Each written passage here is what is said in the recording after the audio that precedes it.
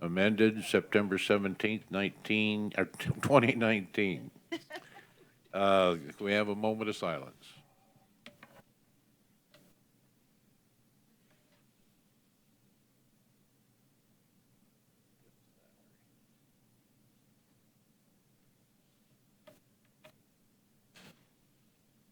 Zach?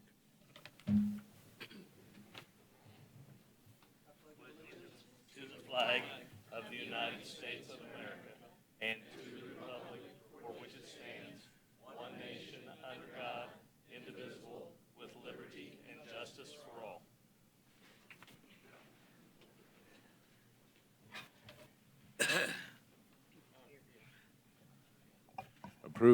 Approval of the agenda? So moved. Second. All in favor? Aye. Opposed? Okay, comments from the public.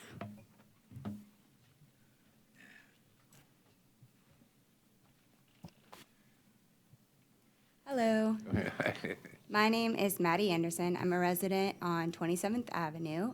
Lived here for a little over a year. I am here to speak in opposition and ask a couple questions about the curfew amendment, the changing the curfew to 11 p.m. instead of midnight in all public places. That seems to me, and maybe I misunderstood the proposed amendment, but it seems to me to be overreaching the issue that was brought up. So, I mean, I guess maybe the police department can clarify that. Go ahead. What's being proposed is there is a group of residents that are interested in a particular green space that is located in the area of 25th and Knox. And they wanted to restrict access to that green space between the hours of 10 p.m. and 6 a.m. City parks currently have a restriction that the public parks are closed from 11 p.m. to 5 a.m. We had another ordinance that restricted access to other public places, including Town Square, from midnight to, I believe it was 6 a.m. And so what we're trying to do is create one common time frame that is applicable to city parks and all public places. That time frame, since we've already got the city parks signed in that way, and it is a reasonable amount of time, that's why we're doing the parks and public green spaces in Town Square to be consistent, to not be available to the public from 11 p.m. to 5 a.m. I guess I'm misunderstanding how these issues are related because from what I read in the public comments from last week or last meeting, the issue was that area that's near the residential area adjacent to the parks. And I just didn't know if any other solutions have been discussed because to me, amending the citywide curfew and making it more restrictive and reducing it to 11 p.m. is like going to affect the entire city, not just the residential area where the residents are complaining about, including like parking lots in the entertainment district and every other public place that No, Ma'am. those areas. is owned by the city. Those areas are not covered. It's really just those open green space areas, that one small area that was discussed last week and that's on the agenda tonight, Town Square, and parks, which already have a restriction from 11 to 5. This is So it's not really a not curfew. extending the areas at all.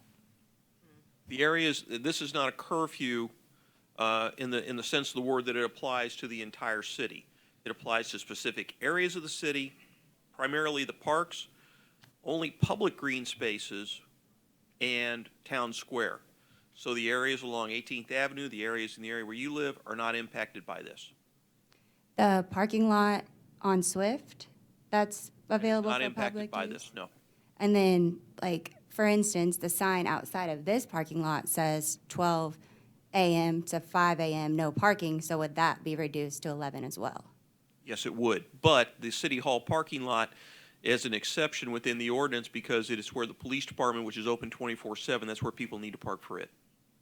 Yes, in front of the police department, yes. I read that exception and all the other exceptions. I just don't understand how this, making a citywide amendment, is going to correct this one issue. And then also, my other question is, has it even been discussed of why this city-owned property is not included in the park system? because there's a trail, and I'm actually happy to know about this because I would have been taking that trail on Macon a long time ago to get to the park, because right now I take Ozark when I'm walking and running, and that's why it's relevant to me, because it actually is, because a lot of times when I'm running, I have to fit my runs in between 11 and midnight sometimes, and if there's no public place that I can go between 11 and midnight that I can stop and feel safe and comfortable that I'm not breaking any laws because I'm a law-abiding citizen, that's why it's relevant to me. But currently, I take Ozark, which does not have a sidewalk. So I'm happy to find out that there's a trail between Macon and the parks, and happy and excited to get to use it. And I understand the complaints of the homeowners. I just think making it citywide does not address this specific issue that was brought to the council on behalf of the residents. Like, it just seems like very over the top to me. I do think you're misunderstanding what's occurring. Okay. You are on the park board. It's actually the park board that established a policy of keeping parks closed from 11 p.m. to 5 a.m. It may be something you want to take up with the park board. No, that makes perfect sense. I'm talking about the rest of the city. That's not this property adjacent to the park, which, in my opinion, should be a part of the park, and the whole rest of the city. Again, it's really a very limited number of spaces that this applies to. You keep saying citywide, but it's not every space where sidewalks and everything else. It's not every parking lot in the city. Essentially, it is treating this area the way we're proposing it as if it were a park. There's also not a trail in this area that we're discussing tonight. So we'd be happy to. Yeah, there's a trail on Macon that connects Macon to No, Leo not, Park. well, the area that we're speaking of is not. But it's all connected in one parcel that's owned by the city.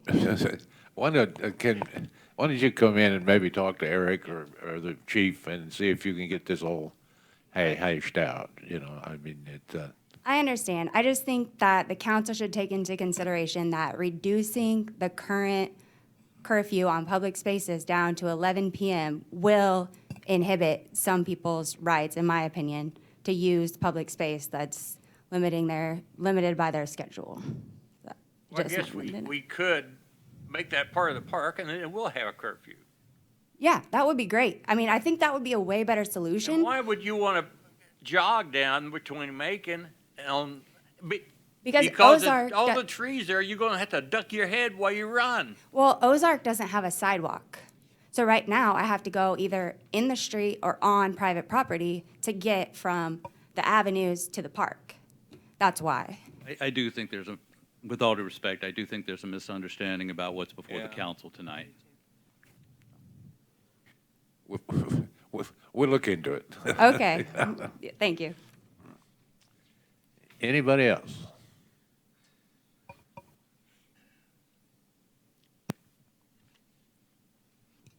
Hi, I'm Debbie Stidham. I live on 24th Avenue, and I just have two thank yous tonight. One is our yard was made Yard of the Month, a new program from Zach Clevenger and Jeff Bricker. And I really can't claim the honor. My daughter is a gardener for Powell Gardens, but I did want to thank you for that, and it's having some desired effects already, I think.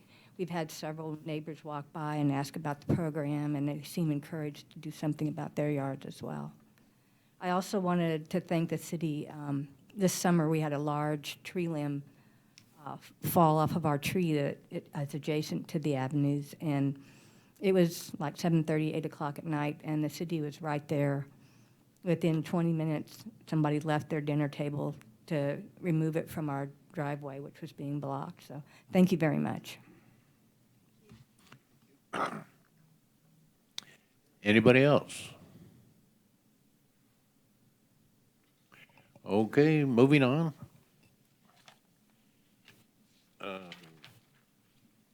Consent agenda? A motion? I move the consent agenda be approved as written. Second. All in favor? Aye. Opposed? Number 12. Approval of fiscal year 2020 city budget, resolution number 19-059, public hearing. Eric? Would you like to open the public hearing, sir? Okay, Open the public hearing. All right, sir, I'll give a brief staff report. The city administrator's proposed budget for fiscal year 2020 was presented to the city council on August 19th. City council had special meetings on September 4th and 11th to discuss it. And now before you is a resolution approving the fiscal year 2020 budget. It's unchanged except for one change that you directed at your last work session, namely adding a $25,000 project to build a playground shade structure in Mackin Park to replace some shade that was lost when we had to remove some sycamores last year. The budget is now before you for your consideration and approval. Close the public hearing? You need to take public comments, sir. Oh, okay, we got any public comments? Okay, now we close it. All right. I have a non-public comment. I have a non-public comment or question. I was at the dog park and we were talking, was talking with the Parks and Rec maintenance guy. He might be shared with your department. And he had indicated that he thought we were going to put in the budget new water fountains for the dogs for both the small and large dog park. Did that get into this budget or is that already in the parks? And he thought we had already budgeted for it in years past and it wasn't used. So I just am trying to figure out if it's in this budget or not. It was not proposed to me by the Parks and Recreation Director. I'm not aware, it's certainly not a large capital project. It's budgeted in the Parks Fund budget where it would be showing under your capital projects. So Yeah, I don't know how it much was, this cost. so no, I mean, there's nothing in there of that sort that I'm aware of. We did have discussion at one of your last work session about the condition of the water fountains, and it was suggested we take a look at that, and we will talk to park staff about that and what might be done about that. But it was never requested to put a project in about water fountains, neither this year nor in the past. So By the Parks and Rec Board? It was correct. not, yes. Nor, so no, there is no such project in the budget. So if we approve this budget as is, can they still come forward with an amendment for Sure. new water fountains? Okay. Okay. Would that come out of city funds, or would that be the Parks Board? Guess that would be up to their request. Yeah, you can't decide Yeah. until they. Brian, go ahead. I just want to take a moment to thank city management for working on the budget. As always, I think it looks clean, it's easy to read, and really laid out, and I think it really reflects our priorities. So, thank you.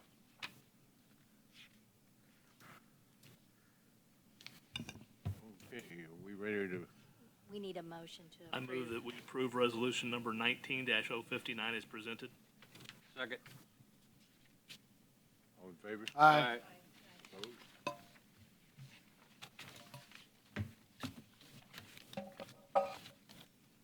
Okay. Number 13. Zoning map amendment, 1007 Armor Road, bill number 7441, ordinance number 9238. Eric? Thanks, sir. I'll call on the Community Development Director, Sarah Copeland. Good evening, Mayor and Council. Just a few, I'll set the stage for both this item and the next item. The city has previously entered into a purchase option agreement with Yarco Devco for the property at 1007 Armor and a 43-foot wide strip of adjacent property. Yarco Devco intends to make an application to the Missouri Housing Development Commission for federal affordable housing tax credits concerning that property to support the development of a 48-unit apartment building with art gallery space. And so these next two items are both about that property. The MHDC changed their scoring criteria this year for tax credit applications such that having the zoning in place scores some additional points for them.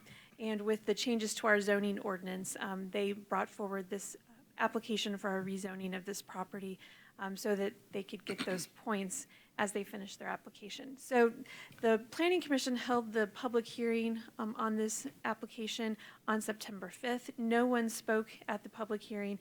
They unanimously recommended approval of the rezoning application to you with no conditions.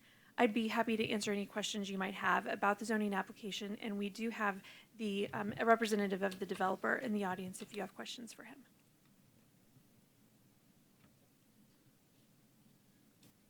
First reading. Second. All in favor? Aye. Opposed? An ordinance amending the zoning ordinance and the official zoning district map of the city of North Kansas City, Missouri by changing the zoning of certain described real property from M1 Limited Industrial to R4 Mixed Density Neighborhood. I move that bill number 7441 be placed on second and final reading and pass as ordinance number 9238. Second. Call the roll. Councilmember Clevenger. Yes, ma'am. Councilmember Stewart. Yes. Councilmember Stefan. Yes. Councilmember Farr. Yes, ma'am. Councilmember DeLong. Yes. Councilmember Pierce. Yes. Councilmember Pearman. Yes.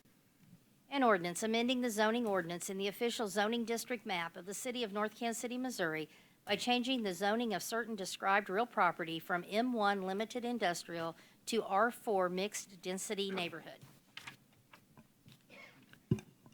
14.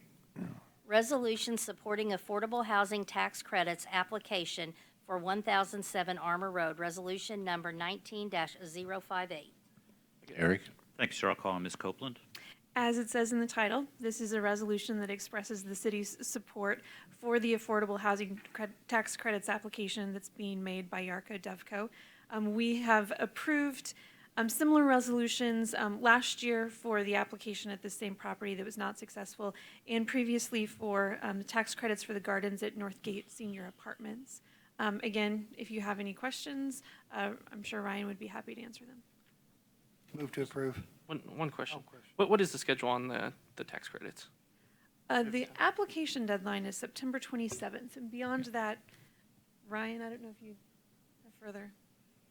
Yep, that's correct. September 27th, so next Friday. And we should know, though, by the end of November, because the MHCC, they kept hoping that state credits would come back, but that delay meant that they had to rush the schedule. So we'll know by the end of November, and definitely by the end of the year, we'll have, we'll know by the end of November, but by the end of the year, these deals have to take some steps to not close, but to get in ready to close, basically. So we'll know right away, and obviously, we're optimistic that we'll get funded. If we're not, then we'll have to, our option only goes to the end of the year, so we'd have to decide what to do at that point with you guys. But like I said, by bringing Yarko in as my partner on this and some other enhancements, we're pretty optimistic. We had the WISE support last time, but in talking to Councilwoman Pearman, after we didn't get funded, we were just spitballing, and I went back to Tina, and we've got a really good deal with the Y created, which we think is going to be a win-win-win, which is they're discounting the memberships, we'll subsidize the rest of it. All our residents there will have memberships and all the things that the Y brings to the table, and we're pretty excited about that. And then Interurban Art House is another art group that we're bringing in to help operate that gallery space. And the school board's on, or school district's on board, and they're supportive. All the other state, local reps are on board, and you guys, we appreciate your support if you choose to do that. Will there be a public meeting like we went to last year to voice our support? I don't know if the schedule is so condensed that that'll happen. All right. I have talked to Sarah, though.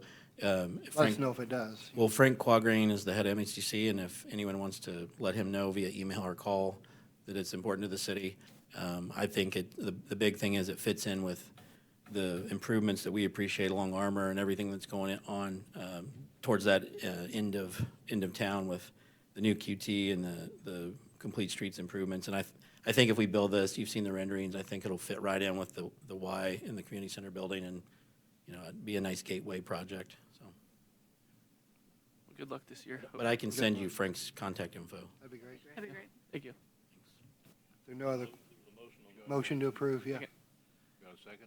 Yep. Second. DeLong. All in favor? Aye. Opposed?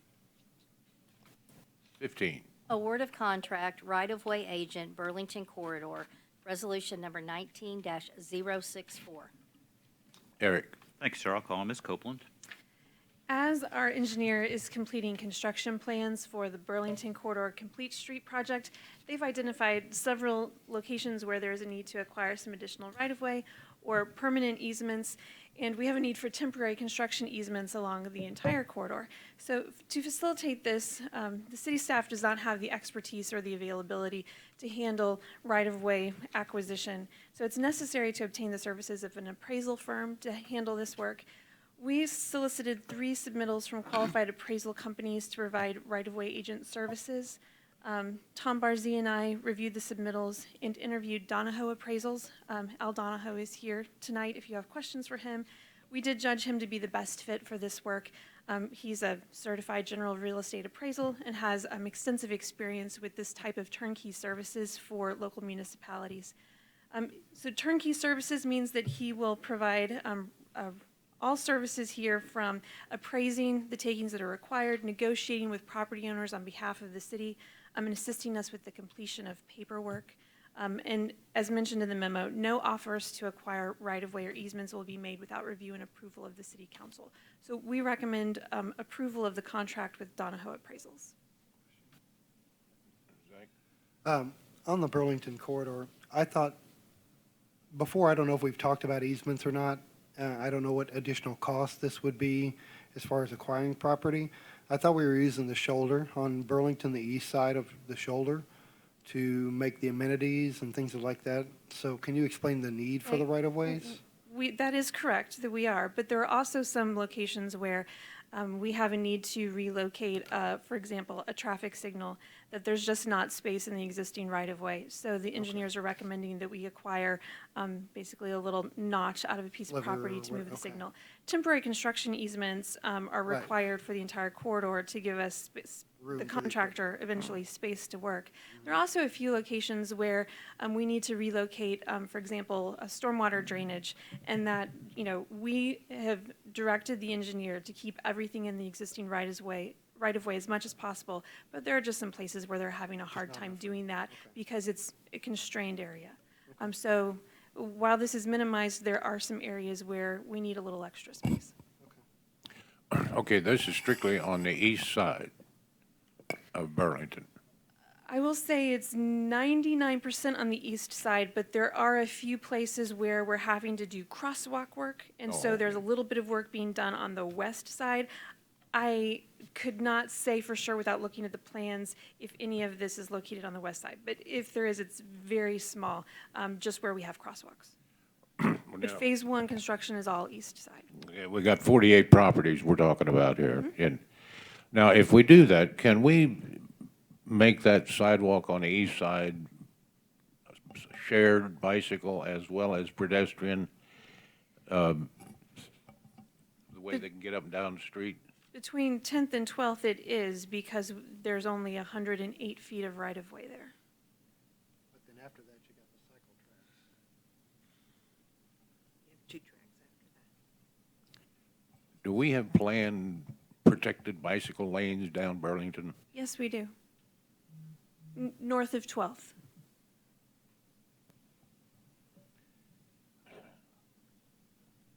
On the shoulder, right? On the, where the shoulder is now, that's where the cycle track will be. That's correct. Yeah, there's still 3 lanes of traffic. So There we're is not- we're not still 3 reducing the lanes lane of of traffic in each direction. We're not removing any lanes of travel.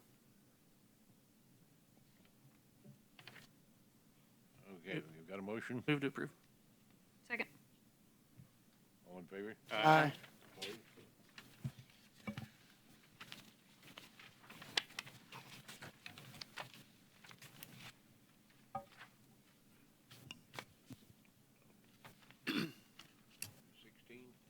Budget amendment, right-of-way agent, Burlington Corridor, resolution number 19-056. Eric? Thank you, sir. I'll call on Ms. Copeland.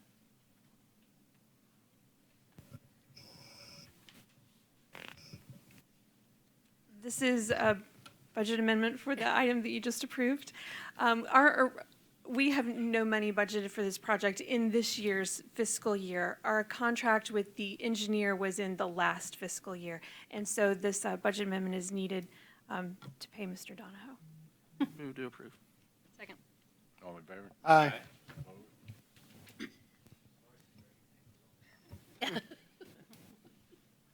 17.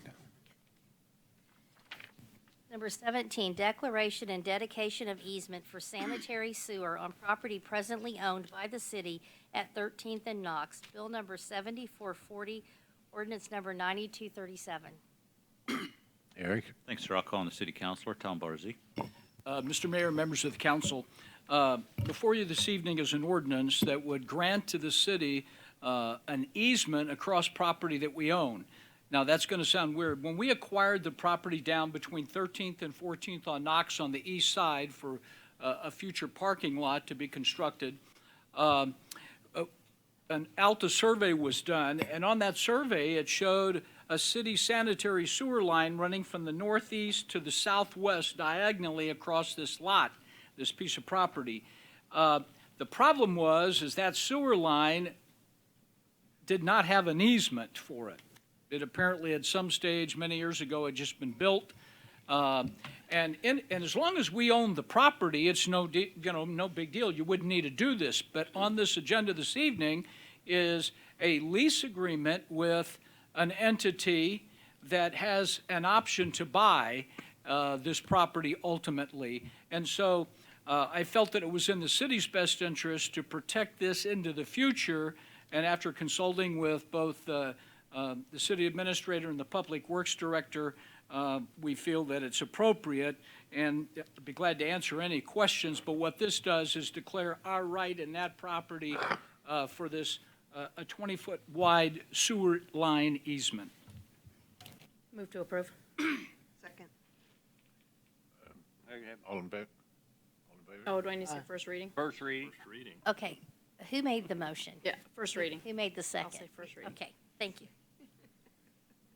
An ordinance authorizing and approving a declaration and dedication of easement to the city of North Kansas City, Missouri for sanitary sewer purposes. I move that bill number 7440 be placed on second and final reading and passed as ordinance number 9237. Second. Call the roll. Councilmember Clevenger. Yes, ma'am. Councilmember Stewart. Yes. Councilmember Stefan. Yes. Councilmember Farr. Yes, ma'am. Councilmember DeLong. Yes. Councilmember Pierce. Yes. Councilmember Pearman. Yes. An ordinance authorizing and approving a declaration and dedication of easement to the city of North Kansas City, Missouri for sanitary sewer purposes.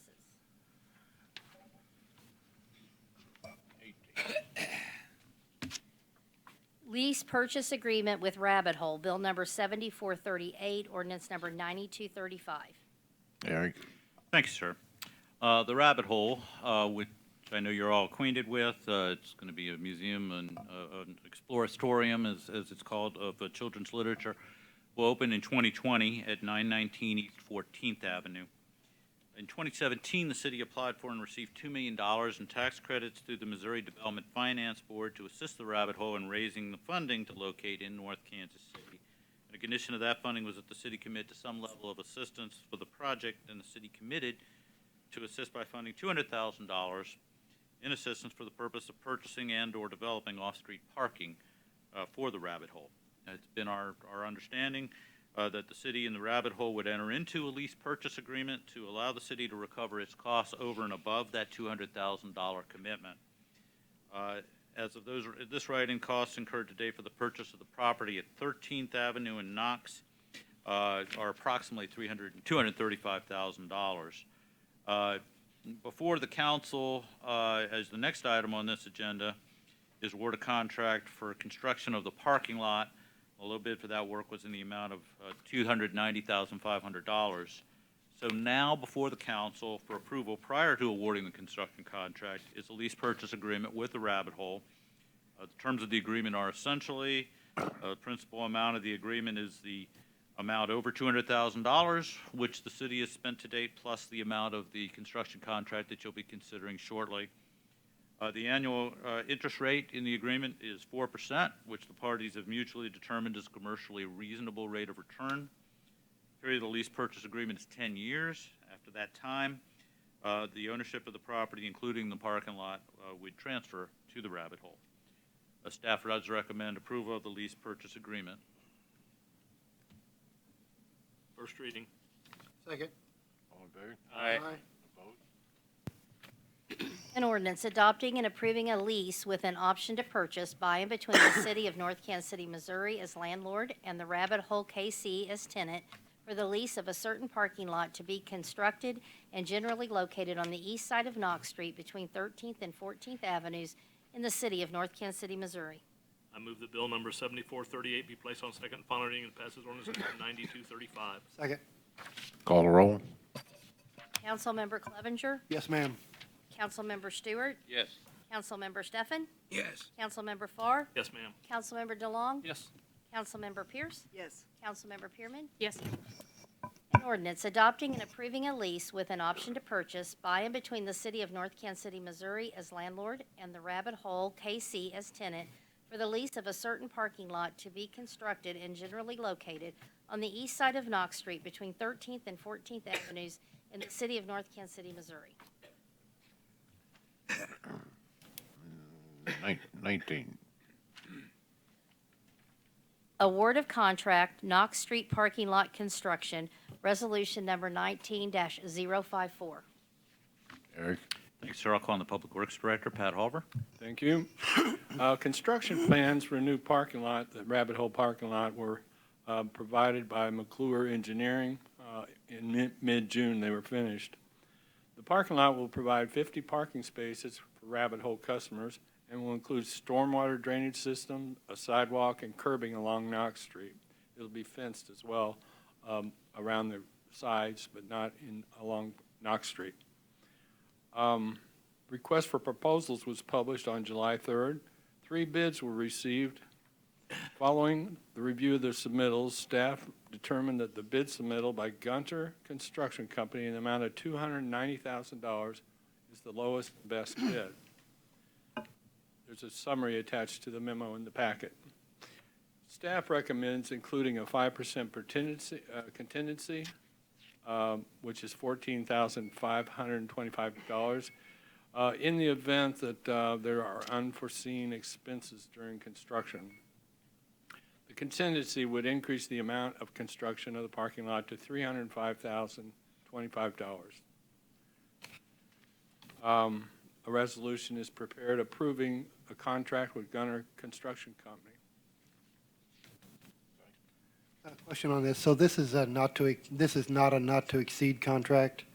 I mean, I know some contracts we get are not to exceed amount, but this one has a contingency. Can you explain the difference in that and why? Yes, I can. It's a lump sum bid of $290,500.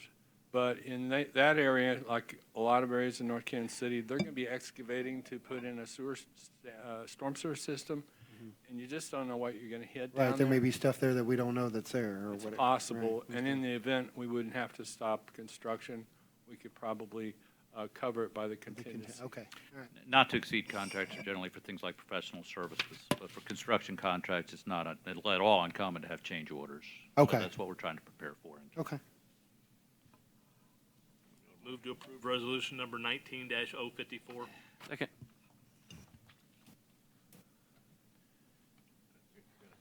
I'll roll. All in favor? Aye. Opposed? All in favor. Number 20. Budget amendment, Knox Street parking lot construction, resolution number 19-057. Eric? Thank you, sir.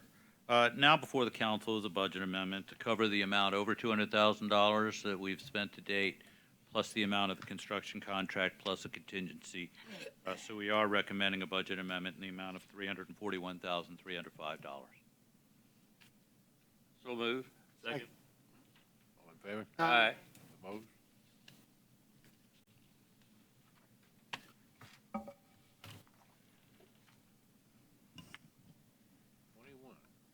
Public hearing, vacation of right-of-way, 32nd and Swift.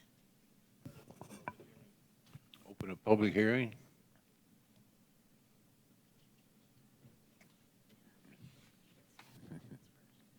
Hi. Hello, Maddie Anderson, again, resident, 27th Avenue, 333.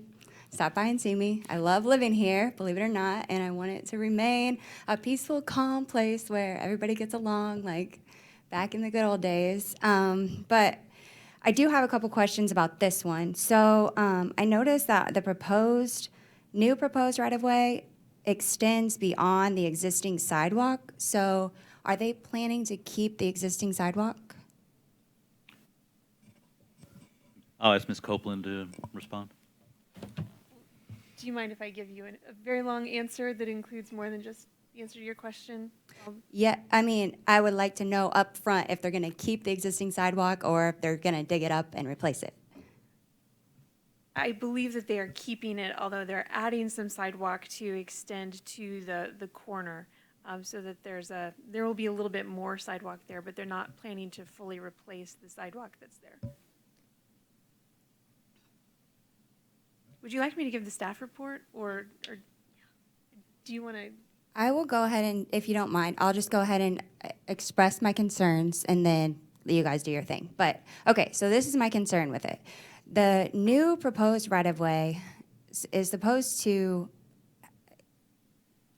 get rid of, I guess, the city is giving up the excess right-of-way. But I'm just having a hard time understanding what excess right-of-way means, since we're having all these discussions about the streets and safety and everything else. And like, I take Swift all the time, right there where they're talking about, and the current development has a sidewalk right up next to the street.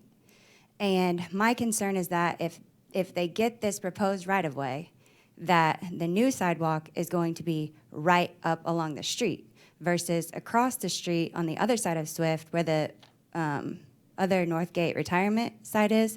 There's a nice grass area where when you're on the sidewalk going left, it is really comfortable and safe feeling when you're turning as a pedestrian. And this intersection is really busy, and so it just terrifies me that if the intersection looks like the other ones in the area with the sidewalk right up along the edge of this proposed right-of-way versus where it is now, that it could potentially be unsafe for pedestrians.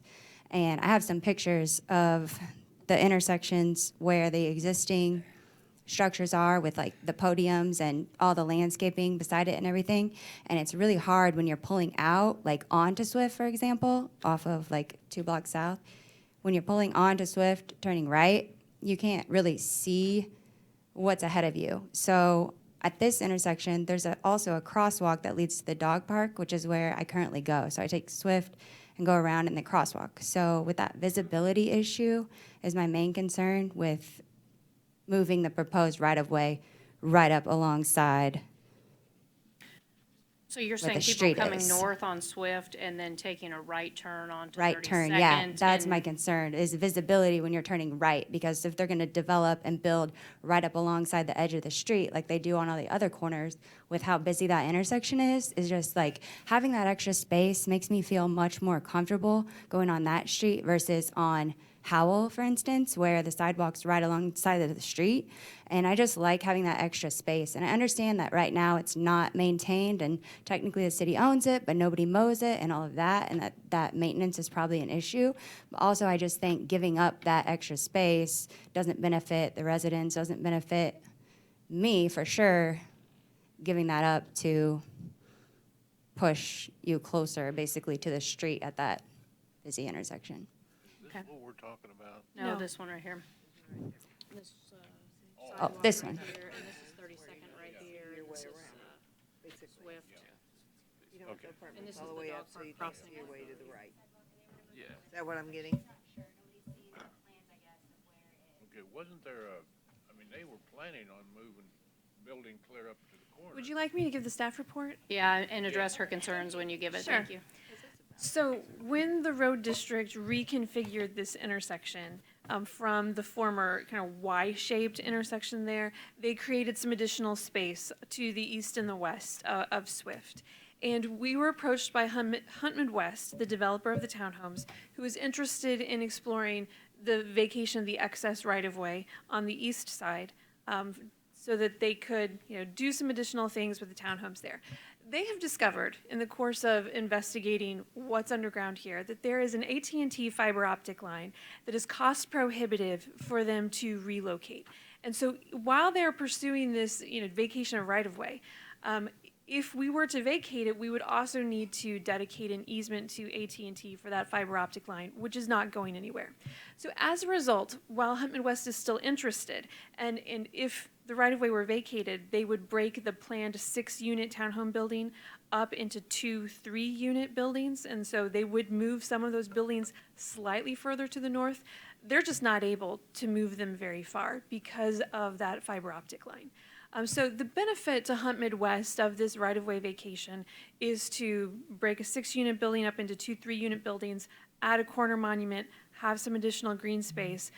But but they're not able to move those buildings a whole lot. And John Burkle, I'm sure, could give you more details about that. So the vacation of the right-of-way, the benefit really is about amenities and aesthetics. And that's really what they're pursuing here. The buildings would not move up against the 32nd Avenue right-of-way because they're just not able to do that without sitting on top of an AT&T fiber optic line, which they just can't do. Is there anything you'd like to Can you add? speak to So the, the sight line won't change then? yeah, can you speak to the line of sight and also the, anything between the sidewalk and the road? So I have a hard time speaking specifically to the line of sight because I'm not sure how, I mean, they're not moving much further north than about 15 feet. 15 feet further north than what's planned and approved, that they could start construction on, in the very near term. So it's not something that's going to be blocking sight lines for people who are stopped at that stoplight or a stop sign. The sidewalk, it's my understanding that they're not relocating it. They're going to add an extension up to the corner, but they don't want to pay for additional concrete work. So it's saving them money to leave the sidewalk where it is. So the sidewalk's not moving.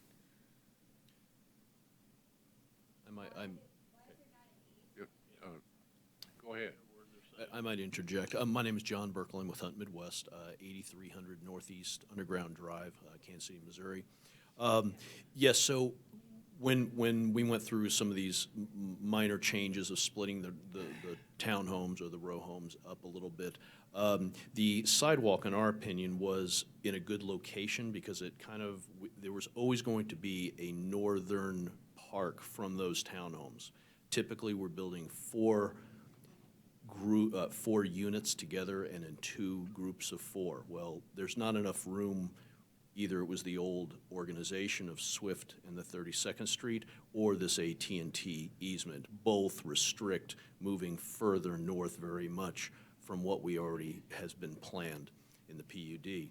So one of our thoughts was if we kept the sidewalk where it was, there are some trees to the north and we could probably plant that better, keeping pedestrian circulation more in a park-like space, being that that's where the sidewalk is now.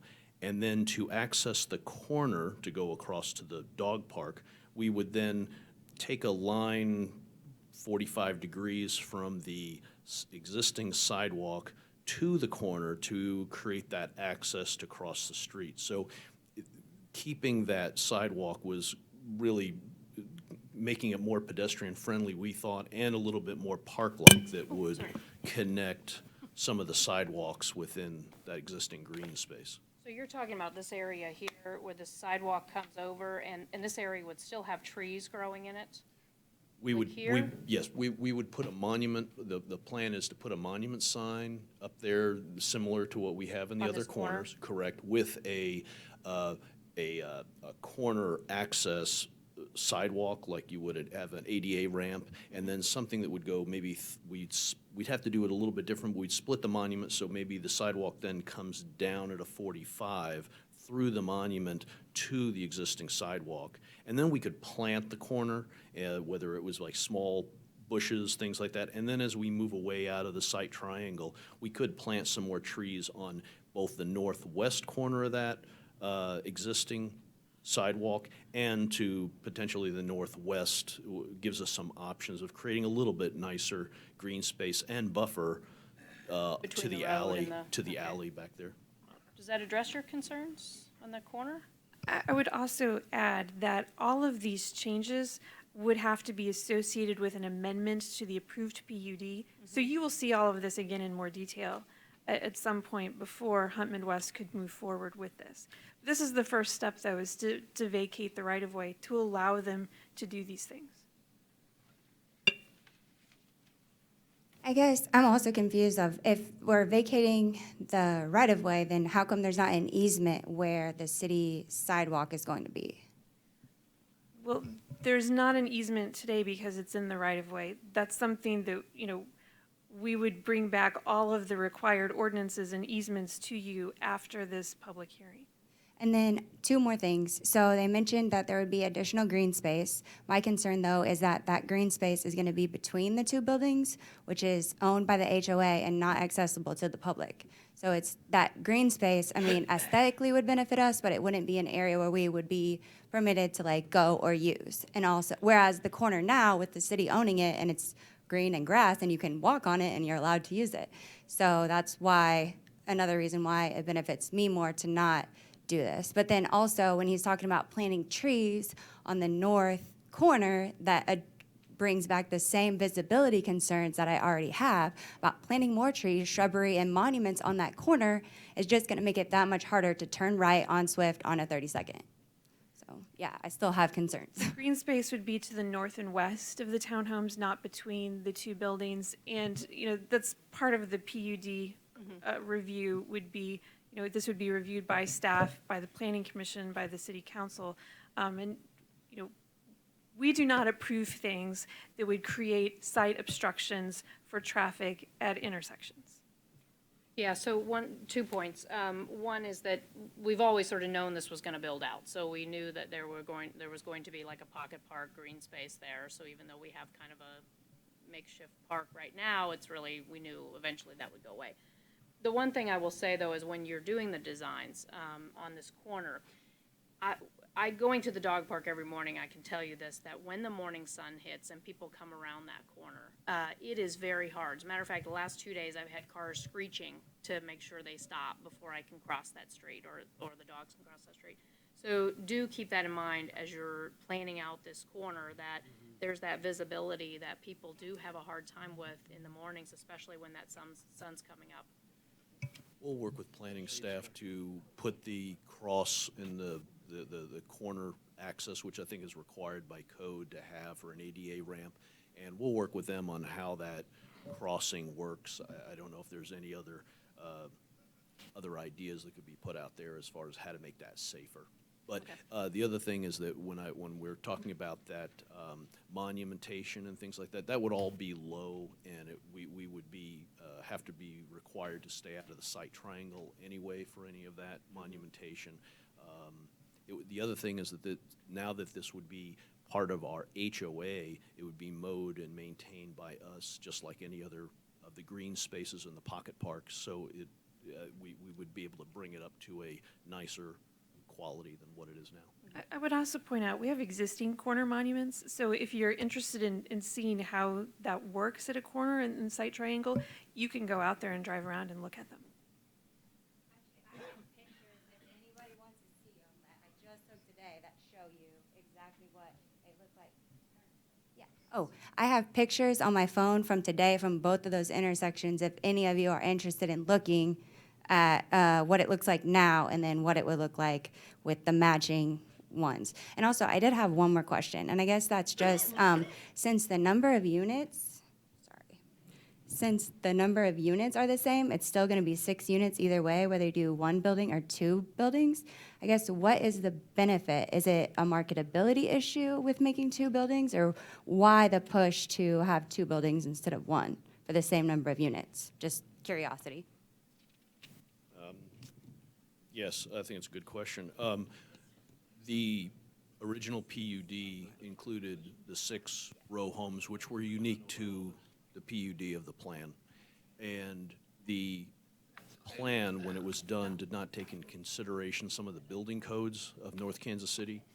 So North Kansas City will require us to build a commercial building, not a residential building, at that location. So it would have to have sprinkler systems, it would have to have that aesthetic, it would be cost prohibitive to then build that. So we felt as though one idea would be to make it, instead of a 6 row of units, to break it up like the other townhomes, and then we could build 2 3-plexes with our residential contractor who's been building the other ones, and it stays more with residential construction than a commercial building. So, a couple different points.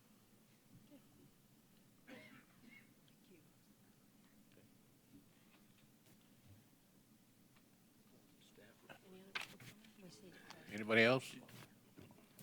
Okay, just close the public hearing. Got staff report.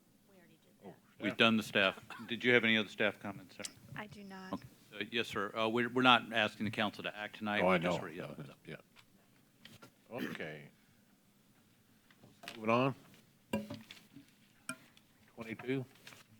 Amending times of restriction in public places, including the green space behind homes on 25th Avenue. Bill number 7443, ordinance number 9240.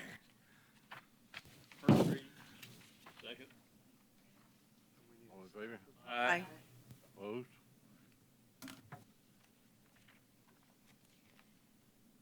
An ordinance amending Chapter 12.34, Town Square and Other Public Places of the Code of the City of North Kansas City, Missouri.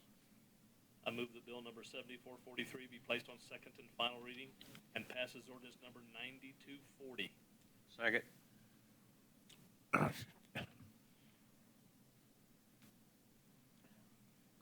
There's 22 and 23. I mean, that's all pertaining to that area. Yes, sir, but one involves times that it's available to pedestrians and one involves times or whether it should be available to dogs. Yeah. So that's why we separated the two. So all that's before you now is the times. The next item would be to discuss whether to restrict dogs in that area. Do we have a motion on 22? Call roll. No. Call the roll. I can explain this item further if you have questions. You didn't really do a staff report on this. No, sir, council move forward without us, but I'd be happy to if you'd like. I would like Do it. the staff report. Well, we talked about it at the beginning of the meeting for 10 minutes. I'm just asking for what I like. As Okay. opposed to doing an ordinance. Yeah. All right, sir. So at the September 3rd council meeting, some residents expressed their desire to restrict public access to a city-owned green space located in the area of 25th and Knox. We do have a picture of that in your packet with this agenda item. So we began to craft an ordinance that would apply specifically to that area, and then we realized that there is actually an ordinance that applies to that area already existing in our code, and that's section 12.34.010, which provides public place means a place to which the public or a substantial group of persons has access during the hours of 5 a.m. to midnight each day.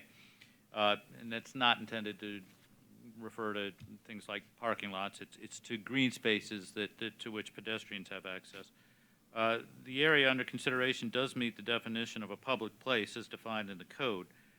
Currently, the hours of closure that are identified in the code are midnight to 5 a.m. The citizens that were here before you stated that they would like that restriction to be between the hours of 10 p.m. and 6 a.m.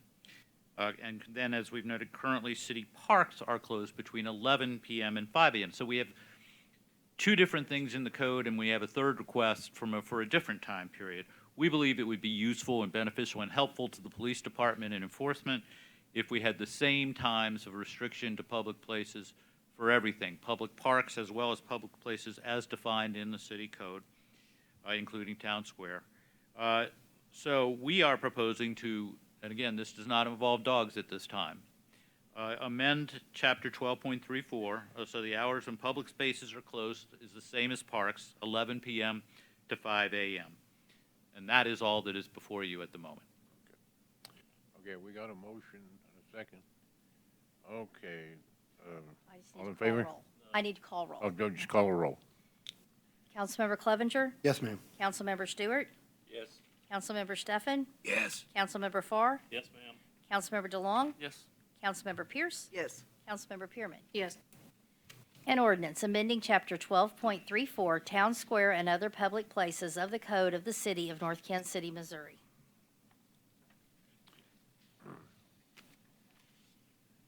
23.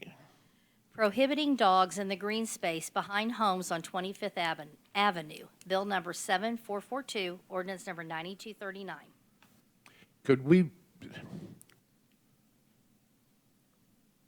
Could we delay this one to do a little more discussion on it? Yes, sir, if you like. Has staff walked that area, and I know you've been out there, have you seen much of an issue with dog feces? No, sir, we haven't. We have walked that area. Municipal Services maintains that area. It is the opinion of city staff, based upon the observations we have made when we've been in the area, that there's not a substantial problem with dog waste there. We do have areas of the city where that is an issue. Richards Park and Caboose Park were named by municipal services as two areas where people walk their dogs quite a bit and often don't clean up. We do not believe, from our perspective, maintaining the property, that that is an issue in this particular area. Mayor? We realize others may disagree. My problem is if we restrict dogs in a particular area at the request of residents, that we're opening up a whole can of worms. I have a dog, full disclosure. I do pick up after my dog, but if we pick out parcels of our city that we don't want dogs to be at, we're going to have people in every city council meeting complaining that there's a dog defecating in behind their yard, and we're going to be doing this all the time. I think this is way too broad to restrict dogs. So maybe we need further, I'm not prepared to vote on such an ordinance at this time. Well, and another thing too, one of the residents brought up to me that, the dog parks away from residential areas. Some of the other dog, facilities are away from residential areas. But, you've got people that walk your dogs down the street, like I'm sure Rita does and I do when I visit mine, when I dog sit. And, what's to stop them if they're on a leash from going in somebody's yard? Now, granted, you should pick it up, but I agree with Rita. Kind of, it's we're gonna end up putting signs everywhere. You want to wait? I'll move to table. I'll second that motion. If you table, we would.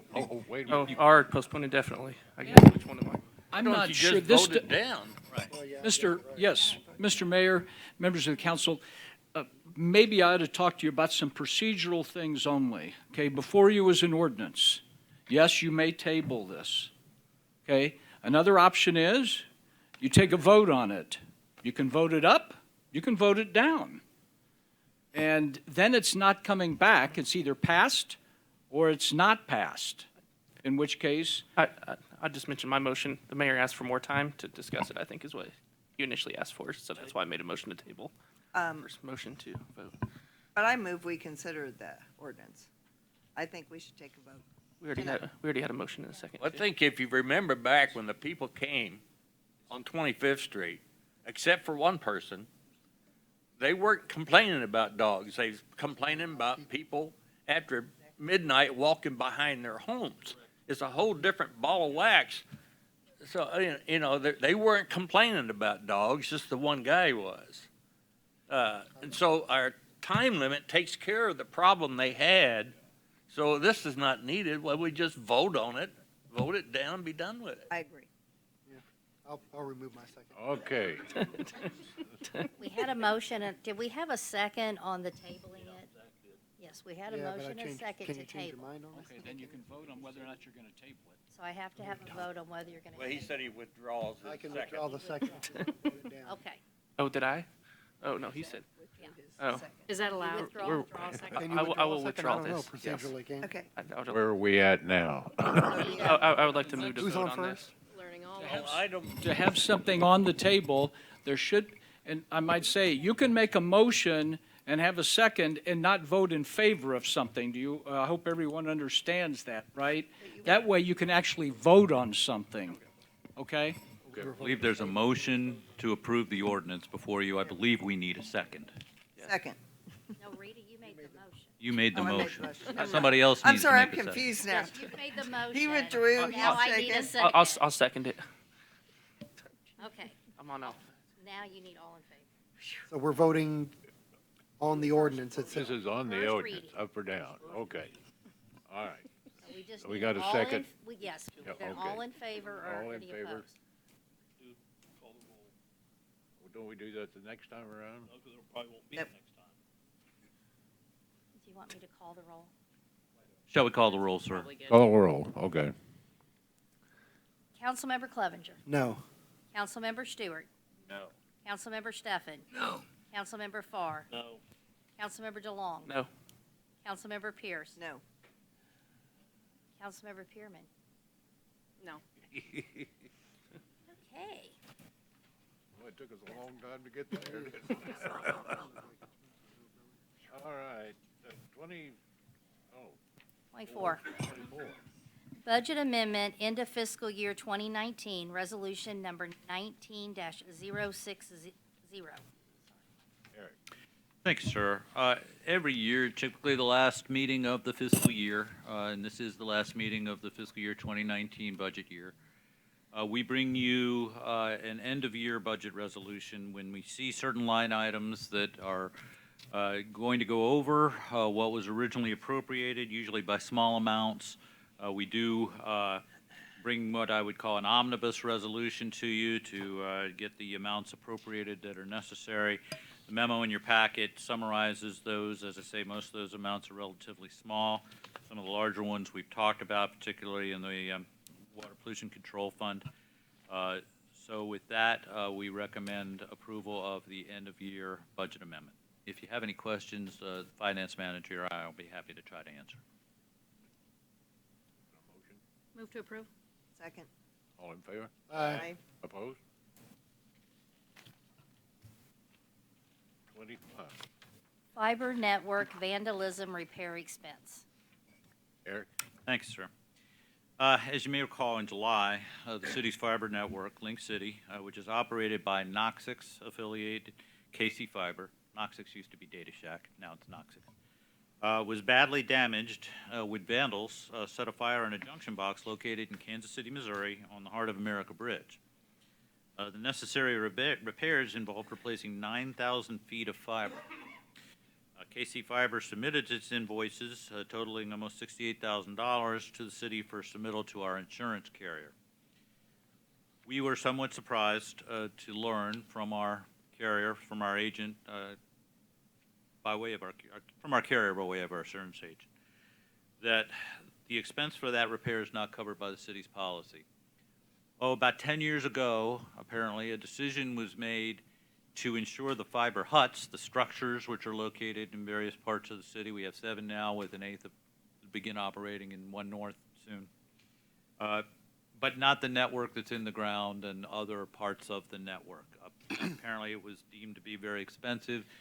It was felt that it would be unlikely that damage would occur to that wasn't caused by somebody who could be held responsible. That appears to be, from the best we can tell of the history, what the thinking was. At any rate, not covered by insurance. We advised KC Fiber of this, advised them that this is something that would need to go on their regular statement for operation of the network. As you know, we have an arrangement with Noxix whereby if there are deficits, which there always have been so far in our arrangement, we share in those 50-50. So essentially the city would be paying for 50% of the cost of this, with KC Fiber paying the other 50%. KC Fiber would like to discuss that a little bit further in the future. That's not before you tonight, but we think I think we'd be happy to entertain further discussion with them. But what they have asked for in the short term is if the city could advance its half of that cost of repair, because they have a bit of a cash flow issue with that large an amount.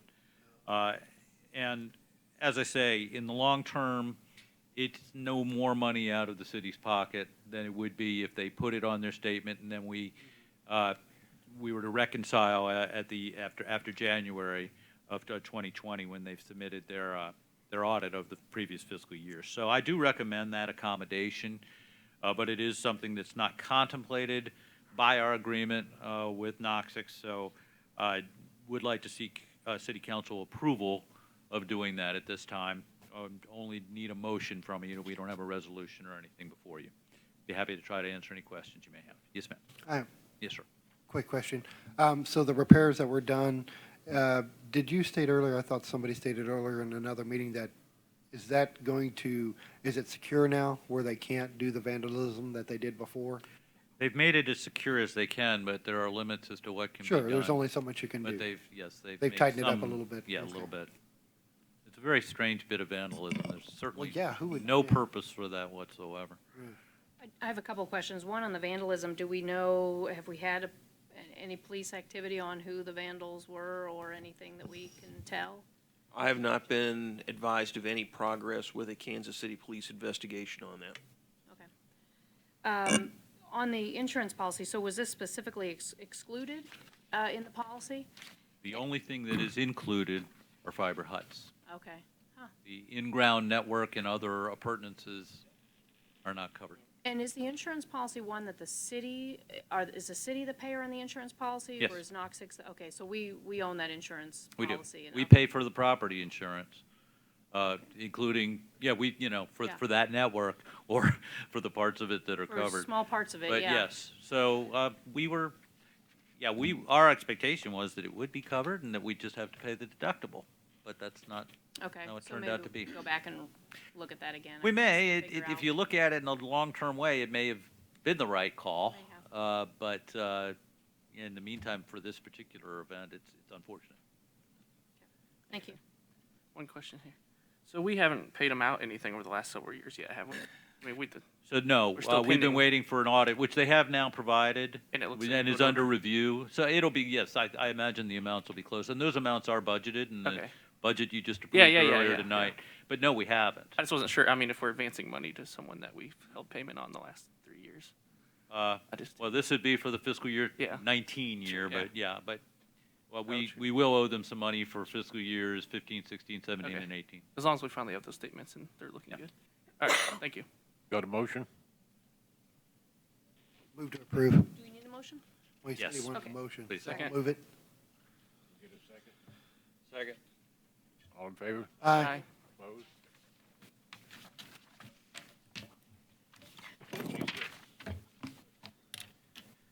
26, ordinance, 2-hour parking on east side of 1400 block of Swift. Bill number 7439, ordinance number 9236. Eric? Thanks, sir. At your last meeting, the city council directed staff to bring forward for formal action the creation of a 2-hour time limit on the east side of Swift between 14th and 15th Avenues. Accordingly, before you is an ordinance making that change. First reading. Second. All in favor? Aye. Opposed? An ordinance approving and adopting new on-street parking time restrictions on the east side of Swift between 14th Avenue and 15th Avenue. I move that bill number 7439 be placed on second and final reading and passed as ordinance number 9236. Second. Call the roll. Councilmember Clevenger. Yes, ma'am. Councilmember Stewart. Yes. Councilmember Steffen. Yes. Councilmember Farr. Yes, ma'am. Councilmember DeLong. Yes. Councilmember Pierce. Yes. Councilmember Pearman. Yes. An ordinance approving and adopting new on-street parking time restrictions on the east side of Swift between 14th Avenue and 15th Avenue. 27. North Kansas City Business Council Annual Services Contract, Resolution Number 19-055. Eric? Thanks, sir. The city council stated a goal of growing economic activity by supporting North Kansas City businesses through a contract for services with the North Kansas City Business Council. Through the contract before you, the city will provide the Business Council $30,000 in funding, which is the same amount as last year, for services related to business development and retention in the city as enumerated in the agreement. Staff recommends approval of the service contract for the period October 1st, 2019 to September 30th, 2020.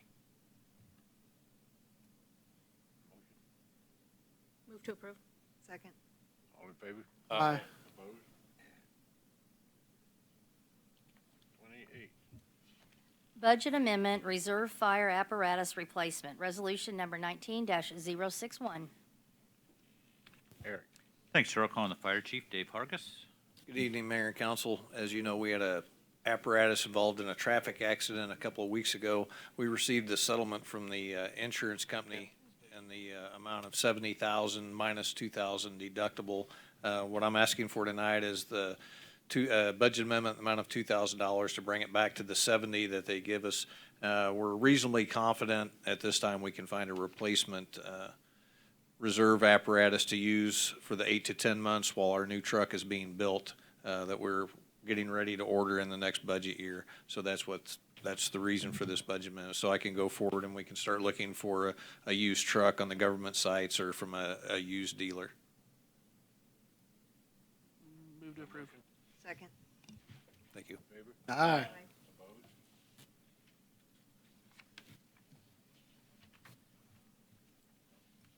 29. Final plat of of Saline Street subdivision. Bill number 7444, ordinance number 9241. Thank you, sir. I'll call on Ms. Copeland.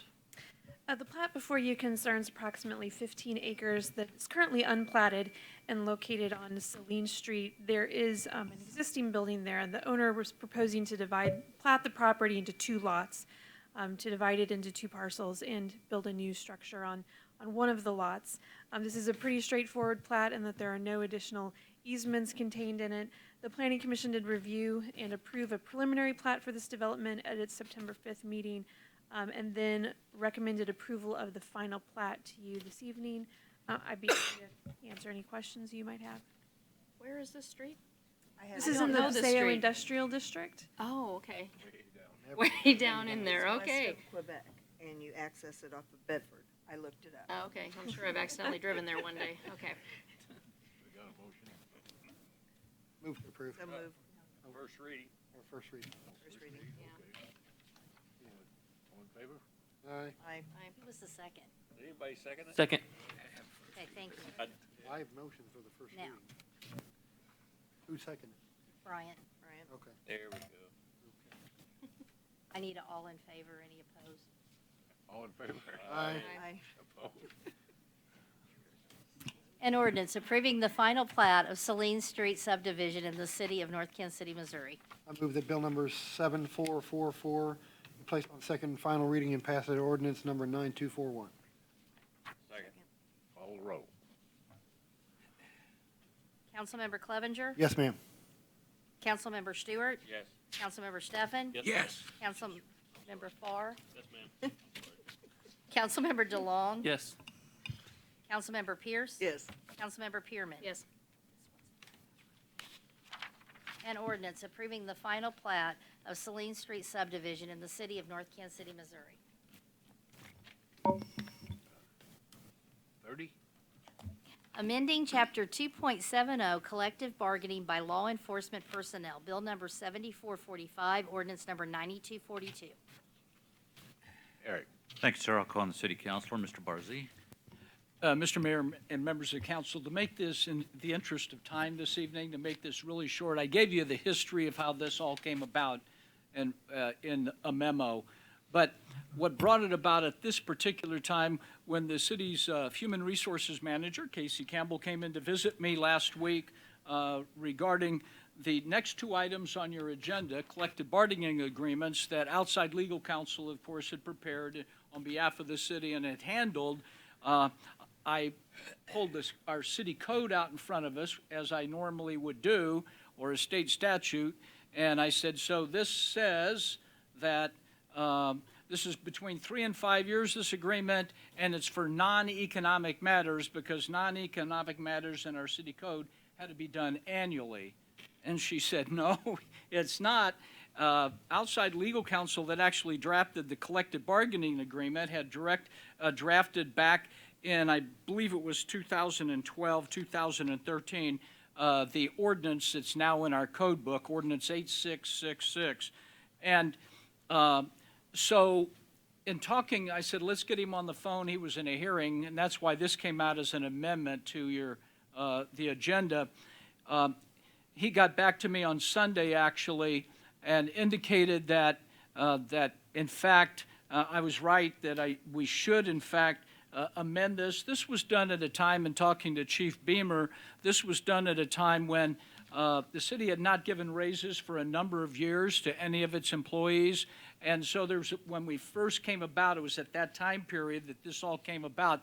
There was a little concern that if we allowed this to be 3 or 5 year term of a collective bargaining agreement for economic matters, it could be an issue with the city. But that is not the case at this point in time. And so it was recommended. I asked him if there were any other changes that needed to be made, because I didn't want to come back and make these piecemeal. And he came up with a few other items, as you see in the ordinance, that he's recommended, changes that he's recommended that we make at the same time to what the collective bargaining for law enforcement personnel. This is different, just one tiny bit of history. For many decades in Missouri, law enforcement personnel could not be members of unions and collectively bargain. And it wasn't until a 2007 Missouri Supreme Court case that was handed down that allowed that for them to do that. We subsequently, at the suggestion of council, adopted an ordinance that allows us to set out the framework for collective bargaining. And that's what our ordinance does, because state statute doesn't exactly cover this. So we are allowed, by another state Supreme Court case, we are allowed to set out what that framework is, and that's what we are amending tonight, the basic framework for collective bargaining for law enforcement personnel. So this ordinance is specific to law enforcement personnel, That is correct. not all government employees or not other, okay. It only deals with law enforcement personnel, and specifically, they voted to collectively bargain, and they used the FOP, the Fraternal Order of Police, whatever the actual lodge number is that they use, as their collective bargaining representative. First reading. Aye. An ordinance amending Chapter 2.70 Collective Bargaining by Law Enforcement Personnel of the Code of the City of North Kansas City, Missouri. I move that bill number 7445 be placed on second and final reading and passed as ordinance number 9242. Second. Councilmember Clevenger? Yes, ma'am. Councilmember Stewart? Yes. Councilmember Stefan? Yes. Councilmember Farr? Yes, ma'am. Councilmember DeLong? Yes. Councilmember Pierce? Yes. Councilmember Pearman? Yes. An ordinance amending Chapter 2.70 Collective Bargaining by Law Enforcement Personnel of the Code of the City of North Kansas City, Missouri. 31. Collective bargaining agreement with Fraternal Order of Police Lodge Number 50 Police Officers, Resolution Number 19-062. Thank you, sir. In May of 2019, the city and the West Central Missouri Regional Lodge Number 50 of the Fraternal Order of Police, commonly known as the FOP, began meeting to collect a collective bargaining agreement for the police officers bargaining unit, which is set to expire on December 31st. The agreement before you was negotiated in good faith by representatives of the city and the union. In the memo in your packet, we outlined the economic and non-economic changes in this agreement.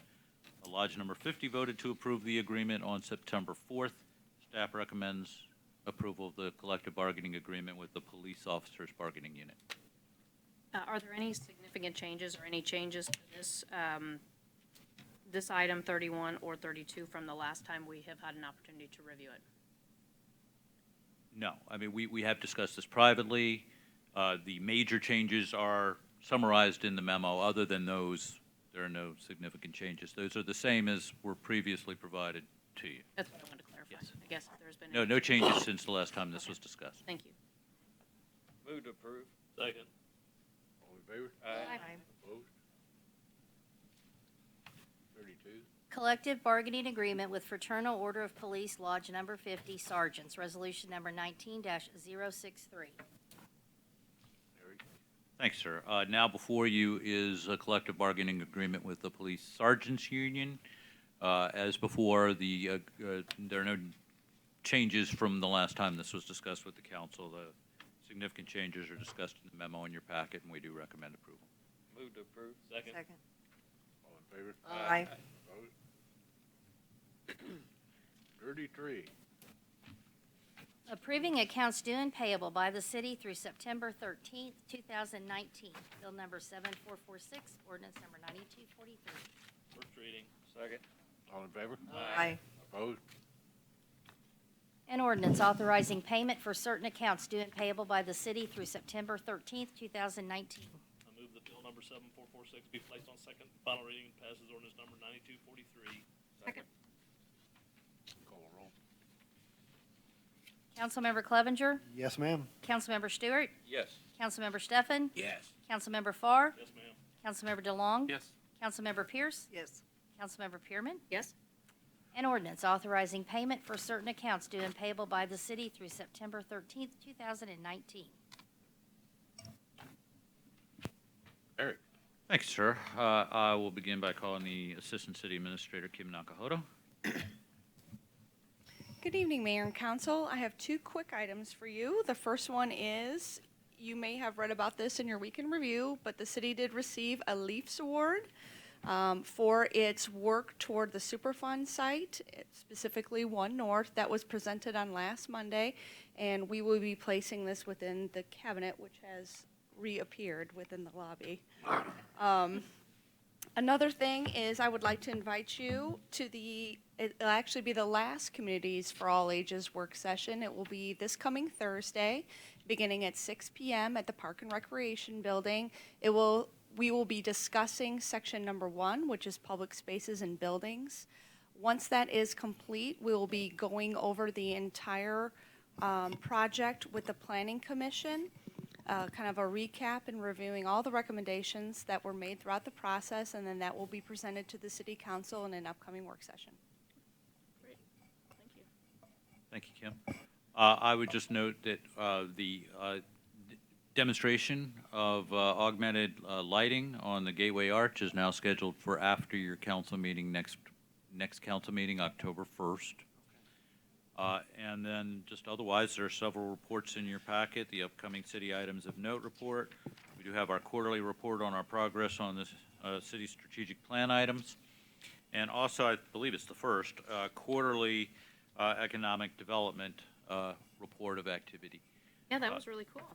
Yeah, Great. I saw that. That was a great report. Question on the report, though, does it show any, I mean, I'm not sure if we're aware of all the businesses or any businesses that move out of our city, but I didn't see any, as far as business losses. Is that included in the report, or can it be included in the report? I can put it in there if a business self-reports. I'll be full honest, we're not notified every time Right, that a they business is leave, right. closed. Generally, we find out about businesses closing one of two ways. One would be that it's self-reported. We hear about things just about the same time I think everybody else does, maybe not officially. Or when we go through the business license renewal process and we find out about a business closure that way. Okay. But if we know of any, No, we'd be one, happy to throw it in, yeah. report it. Is that it? That concludes staff report. Mr. Zach? Okay. Just a few items here. First of all, just a question. We used to have artwork up here in these cases up here. Are we still working with the NKC Arts Coalition, or? City clerk just pointed that out to me this evening, and I am not very observant and hadn't noticed that. We'll make contact with them and find out. We haven't heard from them in a while, so we'll make contact about that and find out what's up. And if nothing else, we can look at putting something permanently in there. Okay. Yeah, we might maybe talk to the high school, because there might be art students that have something they want to display, and because I do think it's hard sometimes for that arts council to get a piece of art up here and at the right timing, so maybe we can supplement with the high Sure. school. Thank you. Well, one thing in defense of them is they took care of it.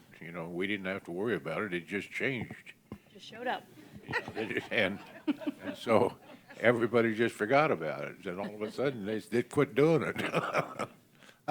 Secondly, I want to congratulate the Stidhams on their Yard of the Month. Got a great yard there. Of course, her daughter working at Powell Gardens probably helps her out with that. So, the new bathrooms are great. I used them today. I won't tell you what I did in there, but they're really good-looking bathrooms, and so I'm glad that the floor is level now. And I want to echo Bryant's comments on the staff for the budget. Always have done a great job, very easy to read, very easy to understand. So thank you, staff. That's it. I just have one concern. If you picture yourself going down Iron to the north, get to 25th Street, and if you choose, you can turn right on 25th. Parking on both sides of 25th. And both sides has yellow lines, so many feet down. I don't know how many feet it is. Almost every school day, they're impinging on the yellow by at least a half a car length. And personally, it doesn't bother me, but it's going to bother a fire truck or an ambulance that can't make the turn. I can make the turn in my pickup, but the last car in don't want to go anywhere else, I suppose. But and when it happens on both sides of 25th, you can forget the trucks, fire trucks and the ambulance making that turn. And if you just look into that, I appreciate it. I mean, I'm not saying give them a ticket, give them a warning or something. I don't care as long as it stops. We will address it. All right, thank you. Nothing tonight. Have we heard anything about our giant low sleeves or whatever from the young lady over in Richards Park? Yes, Ms. Hakahodo can provide a status update.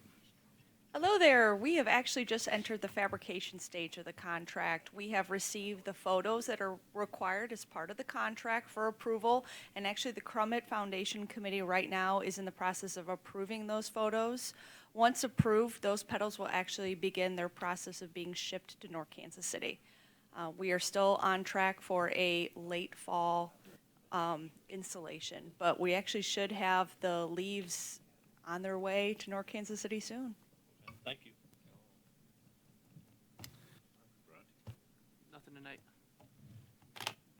I'd like to say thanks to Park and Rec, because one of the things the city does really well is they keep the water park open while it's still warm. A lot of places shut it down at the holiday, and I see lots and lots of kids enjoying it when it's 100 degrees, unfortunately, like it's been. Also, North Kansas City High School is up for Game of the Week this week. Channel 9 sponsors that, meaning that they come out and they bring their crews. I would encourage people to go online and vote for North Kansas City so they win. I did this last year. They won last year. I'd like to think it's on me, but it's not. But I'd like to bring that out. Homecoming is next Friday, not this Friday, but the next Friday. So I'd encourage people to go to the homecoming game. And I have one question. At some city council meeting, I tried to look it up, but couldn't find it.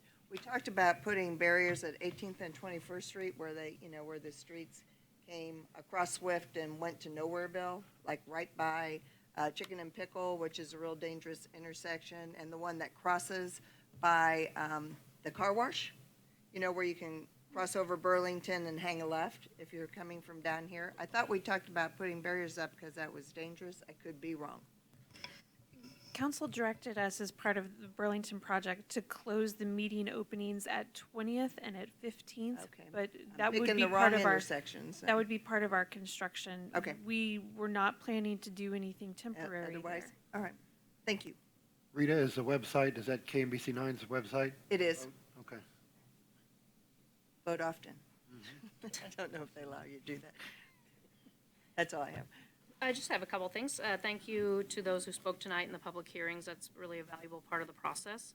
Also, thank you to Eric and several of all the department heads for your work on the budget process this year. So I just feel like over the last several years, in the 5.5, 6 years, whatever that I've been here, that's been a really great process, and several improvements have been made. So that's recognized, and we appreciate Eric, especially your leadership with that. And congratulations and thank you for the police chief and all of your folks who were negotiating the collective bargaining agreement. That was a lot of hard work getting that done, and that's kind of new for us, so I appreciate that. Appreciate your work and all of their work in doing that, so thank you. Everything's been said. 37. Consideration of a request to hold in recess into an executive session as requested by the city administrator to be held on this date on a real estate matter pursuant to Missouri Revised Statute Section 610.0212. So moved. Second. Councilmember Clevenger? Yes, ma'am. Councilmember Stewart? Yes. Councilmember Steffen? Councilmember Farr? Yes, ma'am. Councilmember DeLong? Yes. Councilmember Pierce? Yes. Councilmember Pearman? Yes. Number 38, consideration of a request to hold in recess into an executive session as requested by the city councilor to be held on this date on a litigation matter pursuant to Missouri Revised Statute Section 610.0211. So moved. Second. Call the roll. Councilmember Clevenger? Yes, ma'am. Councilmember Stewart? Yes. Councilmember Steffen? Yes. Councilmember Farr? Yes, ma'am. Councilmember DeLong? Yes. Councilmember Pierce? Yes. Councilmember Pearman? Yes. Everybody low. I just thought maybe my reading